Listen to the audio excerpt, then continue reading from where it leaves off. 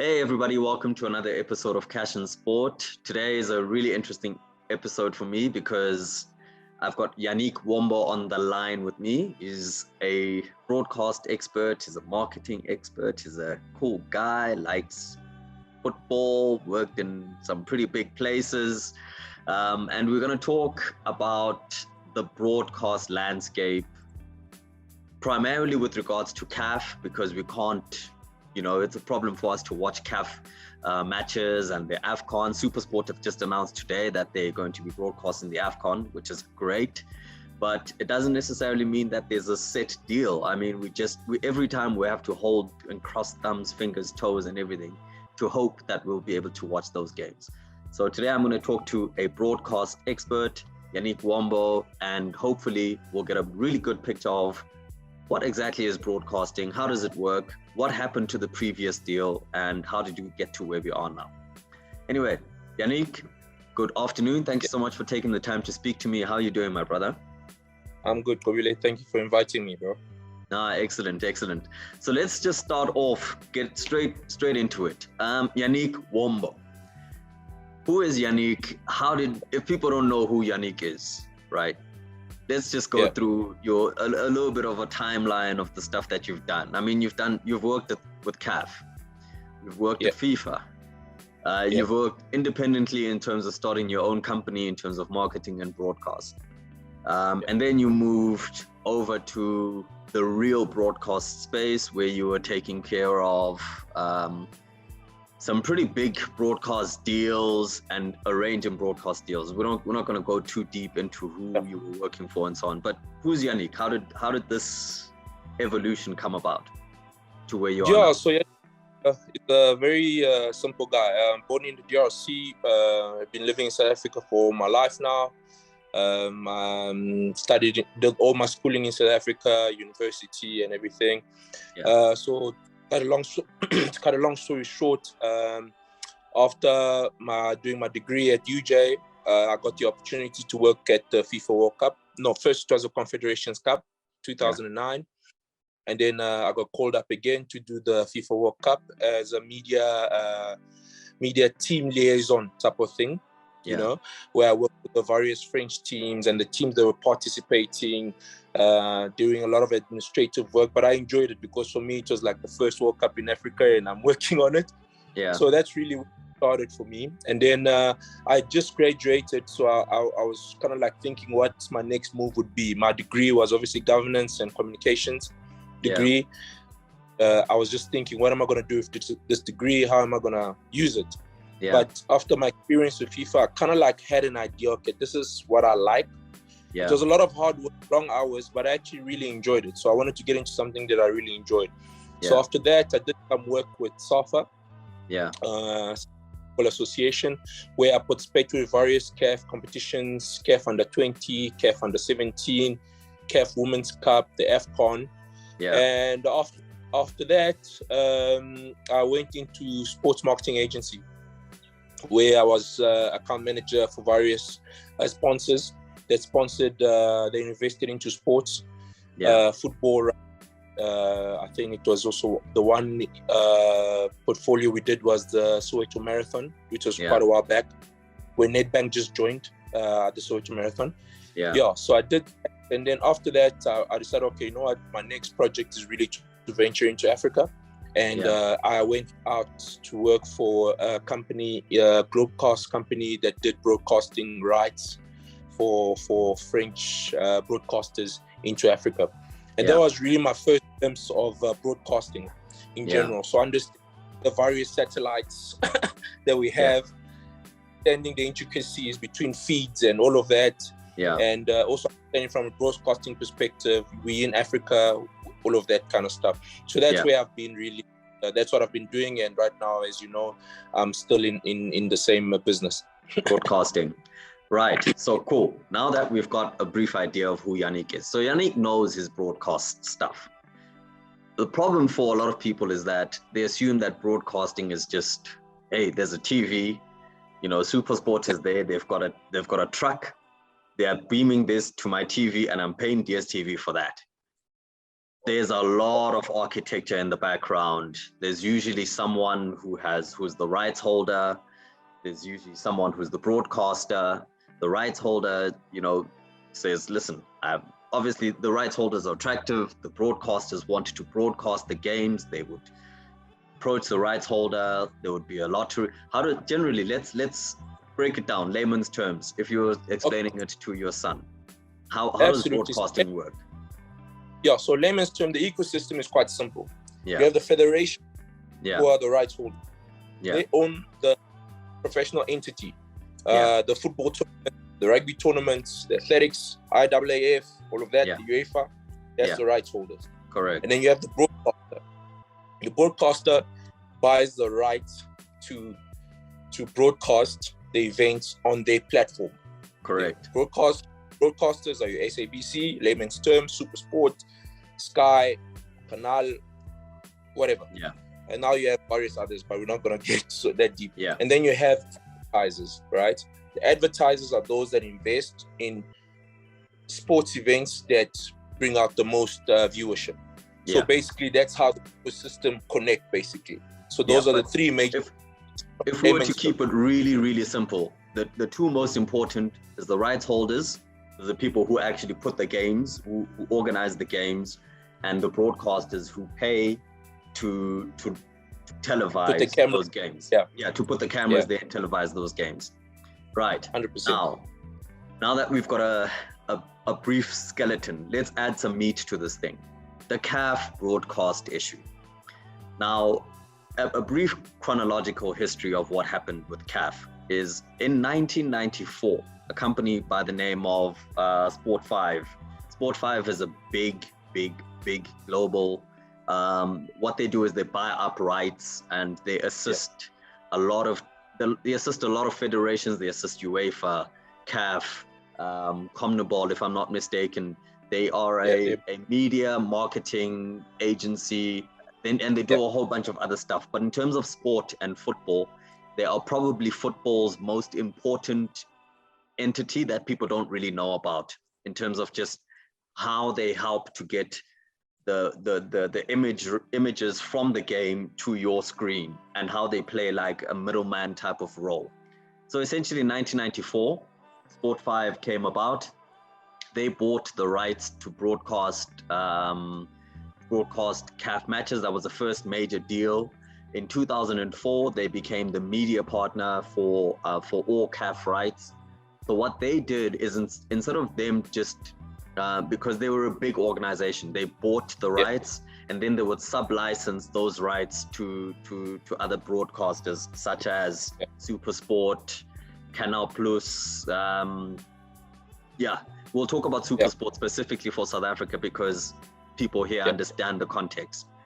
They would sub-license those rights, for instance, SABC and so on, would be able to go to Sport 5 and say, hey, we want to buy these rights. Whoever has the most money for that region would have to pay for that. If you're only able to broadcast it, let's say if SuperSport would have the rights to broadcast in English, in South Africa, and the rest of their DSTV territories, they would have to pay, and there would be exclusions. Basically, let's say maybe French language, they wouldn't be able to broadcast because maybe another broadcaster would have bought the French language broadcast rights. Am I kind of correct in terms of framing that? You're right about. Because there is a look. The whole Sports 5 and how it got broken down was the realization by Canal Plus. Canal Plus being one of the oldest broadcasters, digital media broadcasters in the world in terms of sports broadcasting. So they had a huge following from a French perspective, the Algerian, the Egyptians, the Tunisians in France, the African diaspora, sub-Saharan Africans in France, in Belgium. So there was a huge following. The major specific one was obviously AFCON. AFCON was big for them because there was a time, if you remember correctly, AFCON was probably the third biggest tournament in terms of eyeballs. You had the World Cup, you had the Olympics, and then it was AFCON. Because not only in Africa, the biggest showcase, but also across the other continents. In the United States, you have Nigerians, you have Ghanaians in the United States. They wanted to watch Africans the are all over the place, you know. So it was quite a massive, but AFCON was a big bite for them. Yeah. Right. Cool. So then came, I think the year was 2007, where there was a big deal which was signed between. This was when Issa Hayatou was president of CAF. Yeah. A massive deal is announced, and we are told that Sport 5 between 1994 and 2007 had been bought by another company called Legaudier, but essentially it was the same thing. We were told that Legaudier / Sport 5, because Sport 5 became a subsidiary of Legaudier, that Sport 5 had signed another deal with CAF for $1 billion. Wow, massive news. Everyone is talking about this deal, right? And how the deal is going to revolutionize African football. It's going to pump more money into African football competitions, especially CAF, and so on and so on. And then the court cases start. What happened is that a company in Egypt, another broadcaster, pretty small actually, and there was some scandals around them, but we're not really going to go into the scandal around this Egyptian broadcaster. They claim that, CAF had not gone through the proper processes of putting out the broadcast license deal to tender. They had unilaterally appointed Sport 5 as the new broadcast license holder for Africa, and they wanted to challenge it in the Egyptian court, Egyptian competition court, because CAF is based in Egypt. That's where the headquarters are. So they challenged it in Egypt. And the Egyptian court, funny enough, agreed with them and said, actually, CAF, you guys did not put this out to tender. You did not allow for others to put, their case to the fore. And apparently it turned out that there was another Chinese broadcaster as well who had also apparently put some money down, which was more than what Sport 5 had put down. In any case, the deal broke apart. So at that point, chaos. So I'm sure you were in the industry around about that time. What happened? It's crazy because we all knew that deal was rushed.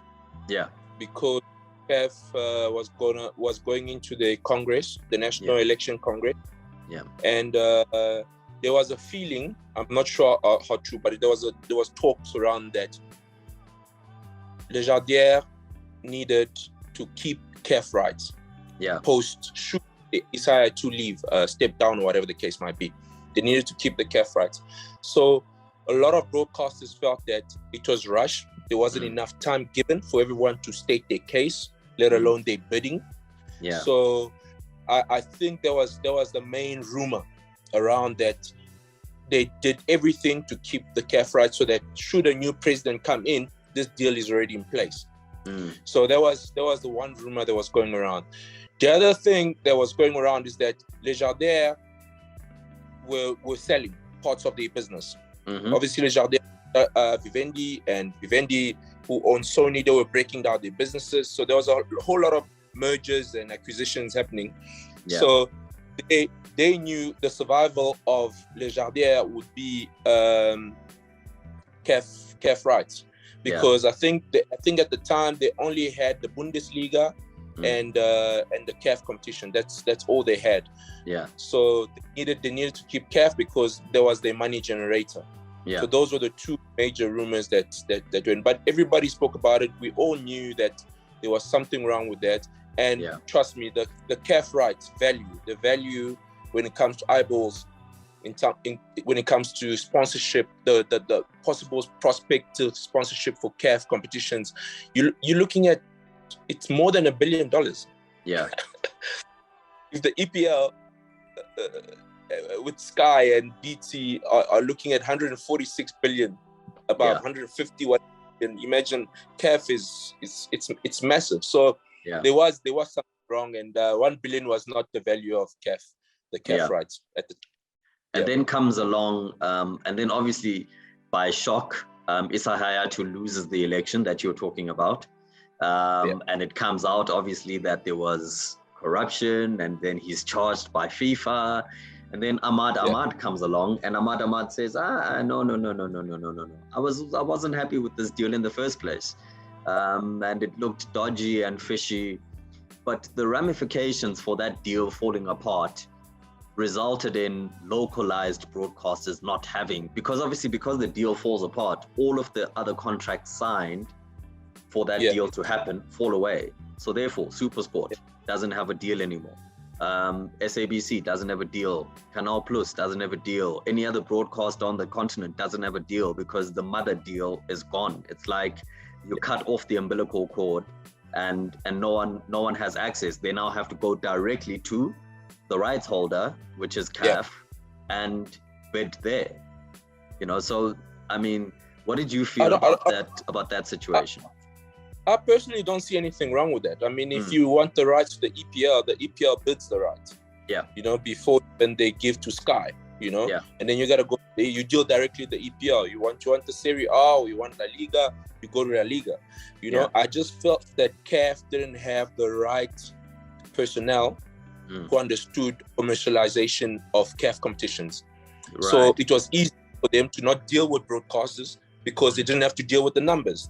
Yeah. You give us the money and you make a profit off of these competitions, which didn't make sense at the time because, I mean, the sub-licensing came very much earlier. I mean, I'm sure you see now how many agents, media agents are around now who sub-license, who get the rights and then re-sub-license to smaller parties, players.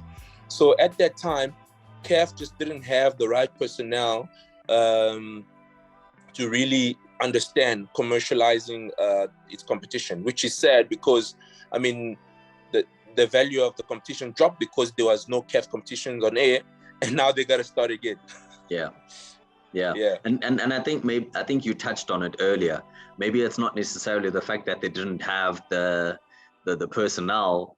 Maybe it's just because personnel were ignored because Issa Hayatou knew, if I come to CAF members and I have this $1 billion deal, and I say to them, hey, listen, this thing it's signed, it's sealed, I'm the man here, which is the biggest deal at the time. I mean, they'd never had anything like that. I think possibly it could have been his pawn or his big ticket to winning the next election, which unfortunately didn't happen fortunately, at the end of the day, the best thing for African football was the fact that you go directly to CAF. And now we have a situation now, obviously, where once in a while we'll see a game. SuperSport sometimes will tell us, sorry guys, you're not watching a Bafana game because the rights are too expensive. Do you personally think, though, that given the fact that the rights were probably valued more than what the deal was signed for, do you think that the broadcasters were just not willing to put the money into football and using the cost as a convenient scapegoat? Because I mean, if the fact is the rights were worth a lot more, they would have known what the rights probably would have been worth, and had it been more serious, had it been out there, they probably would have paid that money. They just said, well, there's no deal, so we can't pay it. Look, I think they definitely lost with the time. The commercial broadcast rights deal right now are really they're really high level documents. When you're looking at other stakeholders like rights holders, like your NFLs, your Major League Baseball, the deals that they're signing, they really high level, and it does not make sense that CAF, because if you go back 1996, we have Bafana winning the AFCON. You have Nigeria winning the Olympics. Going to Ouagadougou 1998, there was a massive competition. It wasn't well marketed. You had the Olympic champions. Fine. They didn't market it well. Going to 2000 Olympics, Cameroon wins the gold. That final between, I think it was Egypt and Senegal, and then Cameroon against Senegal 2002. The eyeballs on those games at that time, from an African football perspective, it was massive. Yeah, it was massive. Could not have been matched, and the competition, the level of competition from the player quality that we had from a whole African AFCON was a massive competition. We lost out exactly when the TVs stopped broadcasting. CAF lost out on there was a lot of background dealings, which we're not going to deal with because we don't know the details. But we lost out on a lot of that. But through that, the other stakeholders, rights holders, got their act together, and it became it's a much more valuable game now to deal with. And I felt like when we really lost out on a lot during that period when the lights were off, so to say. Yeah, and the current state of affairs now, to kind of put we had a skeleton, we've added some meat to this thing. Now we're putting a little bit of a bow on it. Is we now have a new CAF president who's Patrice Motsepe. Ahmad had his own scandal. He was also banned. I mean, geez, man, this thing is like a poison chalice, this CAF presidency, Issa Hayatu was there for over 20 years, and then he gets banned, and then there's impropriety. Ahmad comes along, barely lost 5 years, and he's gone. And now Patrice Motsepe is here, and when I wrote about it, I said this is an inherited headache. It's a massive thing to inherit. We don't currently have a deal. I know that CAF has put it out to tender, which obviously they're following the right process, but it's a hugely complex thing to try and get right, to try and derive the right value from it. Obviously, they've got a great deal signed now with Sky, because that's money that they didn't have. And as far as I know, this is the first time that Sky and BT signed. Because of Salah, and you got to think about it. The quality, the generation that we have in players, it was, so you reselling. When we had the thing, now luckily we've got quite a few African players playing across Europe, and they're doing quite well, playing at a very higher level. So it's an easier stuff from that perspective. But to commercialize it becomes very difficult, because there's a lot of technicalities that goes behind bringing quality, because that's what these new broadcasters want. They want quality, premium brand of football for the television viewers, right? And with COVID, I guess they did a side deal. But I believe that if you go to anything that is EPL during January, February, I mean, that it's not major games, but you're selling Salah and Sadio Mane. You're selling those two, and that's a good sell. An Englishman that knows English football will watch an Egypt versus Senegal game anytime, because he recognizes the players that are playing. The names, So I think if Patrice can get the right people behind what he has, and they really need to rebrand, they need to remarket, they need to re-strategize. There's a lot more players in the market now. Even not only from an African perspective, even from a regional perspective, West Africa, Central Africa, there's Wananchi, there's Nations Media, they've got Azam in Tanzania, we've got Supersport in Southern Africa. So there's a lot of players. So you really need to remarket and rebrand and secure the people that, competitions like the CAF Champions League, that's your premium every year brand. You cannot marginalize it. You cannot think of it as that's your premium brand. UEFA's Champions League is UEFA's premium game before the Euros. You understand? That's their money maker. You know, so they really need to strategize and prioritize on their competitions. So that's going to take some time, but hopefully Patrice gets the right people behind him, and they can get this done, because it's possible. Let's maximize and take advantage of the fact that we actually got a generation of players that can allow us to sell the African game. And I completely agree with you. I think that the signs are promising, though. The way that he's approached things so far. For one, there's no rush. There hasn't been a rush, although it would be nice for a deal to be in place before AFCON. I highly doubt that there will be one, and I think it'll probably only be afterwards. But you've already seen the likes of Supersport snapping up rights, Sky, and so on and so on. And I think that regionally, across the region, there'll be rights holders snapping up deals left, right, and center. Obviously, probably, it would be great to see what those numbers look like. It's going to be difficult. I don't know if we're going to see what numbers look like, but I think that at some point we're going to get a really big announcement probably next year around who the principal rights holder is. And I mean, if you were to hazard a guess, and this is pure guesswork, do you think we're gonna hit anywhere in the hundreds of billions, or is that not gonna happen? Right now, I don't think so. The thing is, it's how you sell the game. If you're gonna go out there and sell AFCON, you're not gonna hit $1 billion. You're gonna hit maybe 800, 500 million. A 5-year deal, 100 million a year. Because you need to sell. There's added games that you need to sell. You need to sell the AFCON. You need to sell the qualifiers. You need to sell the CAF Champions League. That's what builds up your case.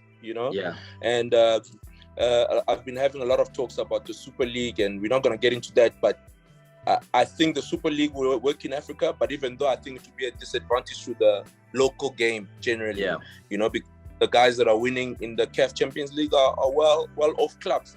But what does that do to impoverished clubs, that need that money too? So, but the Super League is the perfect project for Africa. Just to lift the game a bit. That I don't think they're going to hit $1 billion if they go out there and sell AFCON. But if they add qualifier, add the CAF Champions League, they add the Confederations Cup, those are competitions that has some sort of value, So if they go about it like that, we'll get a good deal. We should. They're at the CAF Women's Champions League. Next year, they say that they want a full a women's Champions League with all teams participating in CAF competitions, having a women's team. So they want to build that up. You mentioned the Super League thing. They may end up going the European route and having a sort of like a conference league beneath the Super League thing as well, to try and keep regional teams playing and interested and so on and so on. So there's a lot of stuff going on in the background. At the moment, obviously, it's all speculation because we really don't know what the strategy will be going forward. But I think that we are hopeful. We're hopeful. We can only go up from where we were, Absolutely. And the game is big. The game is big, Kobile. The game is big in Africa. If we really tap into the resources that's available, the game is massive. Like football is the number one. There's so many sports that are trying to kick it off. And in the future, if we get the right investors in the game, I'm telling you, the game is massive. AFCON is, only now we're increasing to 24 teams. Imagine. Only now. So the game is massive. It's massive. It's gonna grow, and it's probably the only competition that has as much growth than from locally than other sporting codes and other leagues outside of Africa. Yeah, but for that growth to happen, we need skilled people who know what they're talking about, who are passionate, and who are incorruptible. I'm very hopeful that we have one person in at the helm right now. There's been a number of other people who've been added to that executive, who have gone over to Egypt and are doing a lot of good work. And I'm very confident that if we get a Yannick Wombo over there in Cairo with the Sphinx, we might see some things starting to happen. But Yannick, thank you so much for taking the time to talk to me. Hopefully we'll see some really great deals. We'll also see a great AFCON starting on the 9th of January 2022, and hopefully these Europeans with their stories about how AFCON is going to get cancelled and so on and so on. They need to hush up a little bit. It's a bit annoying actually, but thanks for taking the time, Yannick, and I appreciate you talking to me today. Cool. Have a good one. Cheers. Cheers.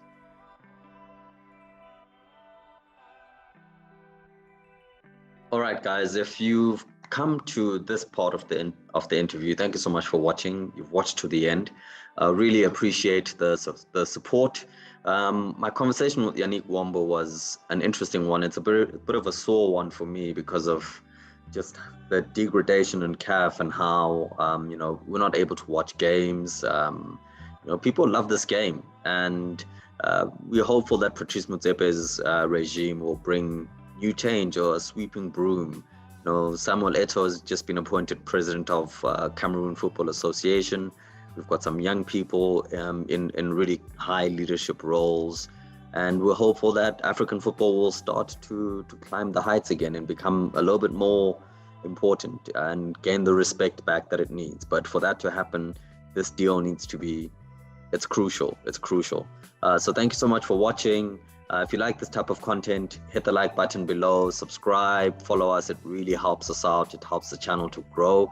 Share it to your friends, and we'll be back again next week with another episode. Cheers. Thanks for watching.